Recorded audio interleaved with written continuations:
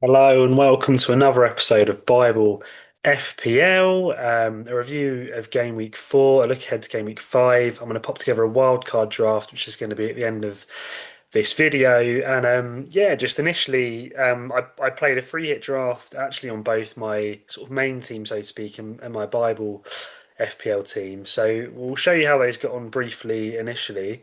So my main account did very well actually, 81 points. I was delighted with that. I got returns from all of the defenders. Gabriel came in with a last minute defcon, which was beautiful. Semenyo just continued to prove why he's an incredible FPL asset. Salah last minute captaincy clutch was beautiful with a penalty. A couple of clean sheets from Barnes and Gakpo. And then Voltemada, I brought in last minute actually because I heard news that Elanga may have been benched. So I got a bit lucky with that. João Pedro with 7 with a jammy 2 point bonus.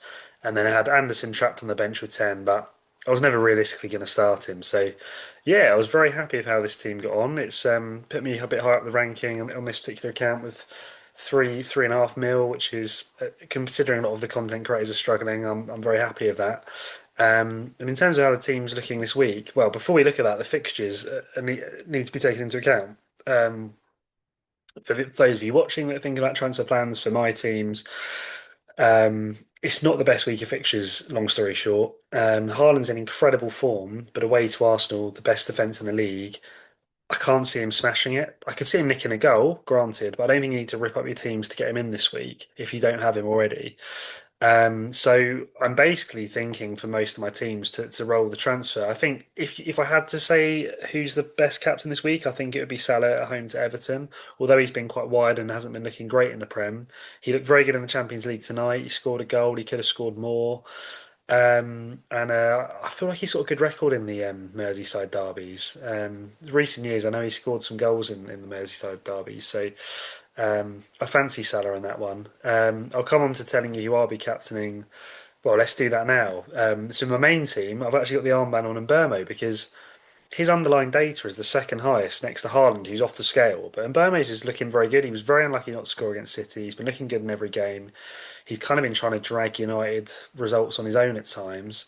And I think against Chelsea, it could be a game where he does well on the transition, and hopefully there's goals in that game. So at the moment the armband's on him, it was going to be Watkins, but Villa are doing so badly, I can't back him. Away to Sunderland team have been quite good at home defensively. Fernandez could be good, but he plays quite deep. Kay's on pens, but I feel like Mbeumo's looking more exciting at the moment from open play. The vice is on Bowen purely because I don't know. It's a different match to the United one, and Bowen's a 90-minute man, talisman for West Ham. Like on his day, I think he returns. So I'll probably be rolling the transfer. I mean, Adingra and King aren't ideal in midfield. I've got a bit of issues on the bench, with my Nuri and Cunha injuries, but I basically want two transfers going into game week 6. And I think for a lot of you, if you don't have Haaland, you need to give yourself the best chance of getting him in game week 6 without doing maximum damage to the team. Now, some of you might be wildcarding, which is what I'll show you at the end of the wildcard draft. But if you can, I think you want to take two transfers into game week 6 if that allows you to get Haaland. So for me next week, I can probably downgrade 8 Nuri. I've got money in the bank. I can go Gyökeres up to Haaland for free. I don't have to take a hit to do that, and I may end up triple captaining Haaland if all's looking good. Come next game week. So that's how this particular team's looking. Hopefully, Cucurella won't get benched 2 weeks running.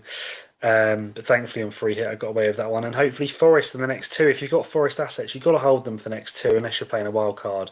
Away to Burnley, home Sunderland on paper's as good as it gets. With Ange at the wheel, maybe they improve a little bit.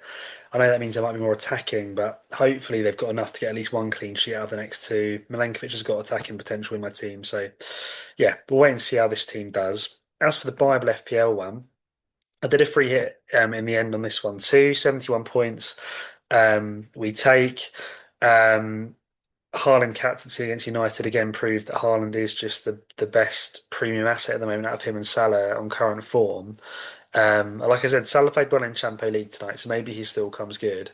Caicedo's 12 on the bench was painful though, but I don't think I was ever going to start him. If I hadn't a free hit, I may have done, but then I feel like other players I had, like Shah, and that made up for it. So yeah, a bit unfortunate with that one, but overall grateful we had the Haaland captaincy. Grateful for the defensive returns. There was a lot of clean sheets this week, unusually, and it again defensive players I will take into account on my wild card a bit later. But most importantly, before we get on to that, I'm going to do the short Bible talk part of this video. So go and watch previous episodes if you don't understand the concept. But essentially, in the Bible FPL team, we've put together players whose names correlate with books slash authors in the Bible. And when we get a return, we have the option to read a short passage in relation to the player's name, in relation to the goal time, just to give a short talk in relation to the Christian faith with some meaning to some of these videos, some insight into the Christian faith, and how actually, God can give you meaning and purpose in life beyond the trivialness of the likes of FPL and things like that. So we're going to go with one of the goals that Haaland scored. Haaland is our Book of Hebrews representative. Eric Braut, Erling Braut Haaland. He's got HEB in his initials. Hebrews. It's close enough. It does the job. And he scored a couple of goals. And we're going to go with the goal he scored in the 53rd minute and therefore turn to Hebrews chapter 5, verse 3 in relation to the goal time, in relation to the player's name. And I'll give you a little bit of context before I read verse 3. So Hebrews is talking a lot about how traditionally in the Old Testament and the Bible, high priests were appointed as kind of God's, people that used to conduct sacrifices as atonements for the people's sins. So the concept of the Bible is, look, God's standard is perfect. All human beings fall short of God's perfect standard, and therefore we all need forgiveness. And in the Old Testament, it was the high priest that was the one who was appointed to perform sacrifices as atonement for their sins and also his own sins, as this passage alludes to. And it says in verse 3, the one that we're focusing on in this passage, this is why the high priest has to offer sacrifice for own sins as well as for the sins of the people. So it wasn't just everyone else he had to do the sacrifices for, it was also himself because he wasn't perfect.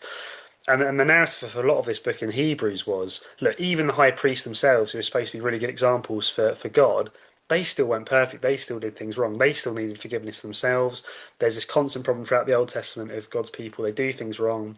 They fall short of God's standard. They need forgiveness. They do wrong again. They need forgiveness, and so on and so forth.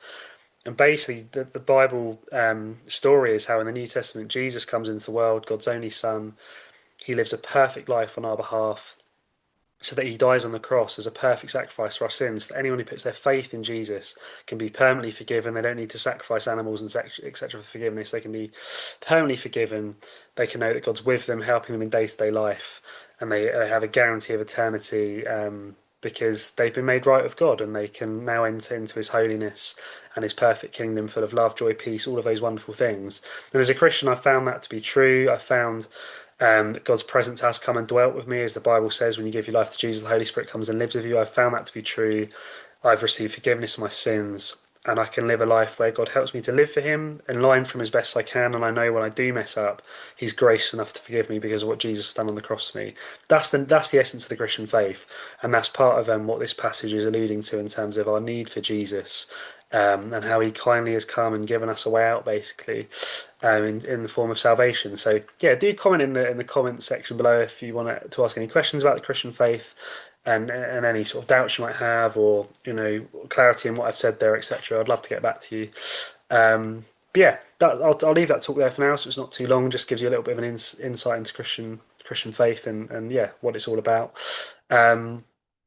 Let's go on to moving into what our team looks like in the Bible FPL side for next game week. So I'm actually very tempted to roll the transfer. Like I said, the fixtures aren't great this week. I already have Haaland in place for next week. I have a captaincy in Palmer who scored again in the Champions League tonight, scored off the bench against Brentford. Away to United could be a very open game. United aren't defending well, as proven against City. A nice little differential too. I think he's probably the second best captain this week after Salah. So we've got Palmer captaincy, Vice Haaland because he's in such good form. I think that makes sense as vice captain at that price.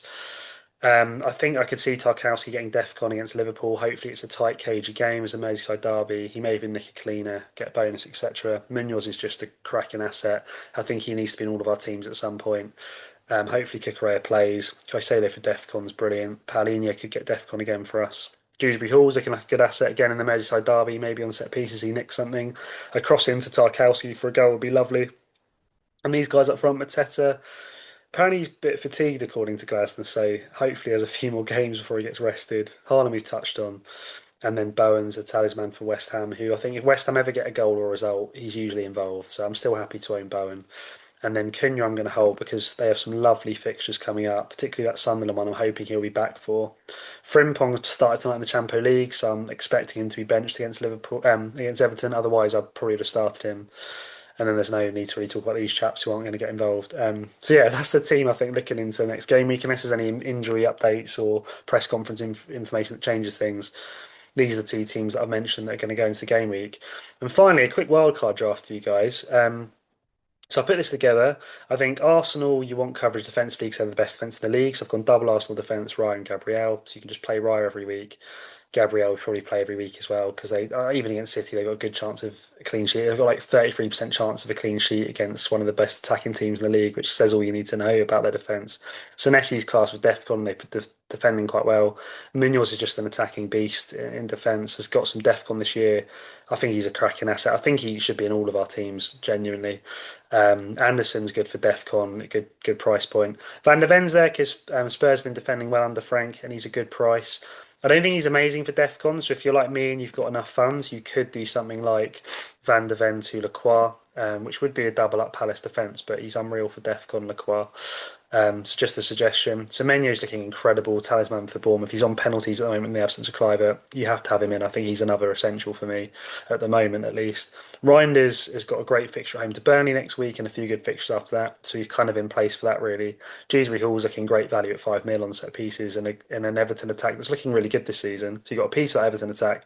Caicedo's looking great for DEFCON and just ticking points over, and he's nicked a couple of goals. So I think he's one of the reasons why my Bible FPL team's doing so well and has got us to 1 mil in the world. It's players like Caicedo that have been ticking us over, nicking goals, etc.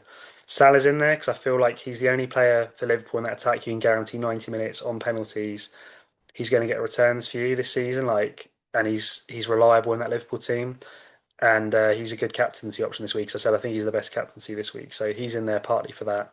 João Pedro covers that Chelsea attack and is just in such good form. He's such high ownership as well. It's a bit of a defensive move with him. And they come into good fixtures soon. So you've got Chelsea attacker in place for that good value. And then Haaland has to be in, I think, everyone's team at the moment. The form he's in, that Burnley fixture in six, probably triple captaining him. And then Guiu for Chelsea's just in there because he's cheap. And he might get some minutes. Um, when Pedro needs a rest because at the moment he's their only second fit striker. So yeah, that's the wildcard team. Hopefully some interesting food for thought for those of you watching. I think I'll leave the video there before it's too long. But yeah, please like and subscribe if you like the content, the slightly different concepts and parts of it. Trying to bring something different and also some deeper meaning to some of these videos alongside the trivialness that FPL is that we love, but also when you put too much emphasis on it, it can actually become too much of a big thing in our lives. So yeah, hopefully that's been helpful. And yeah, hope you have a good game week coming up.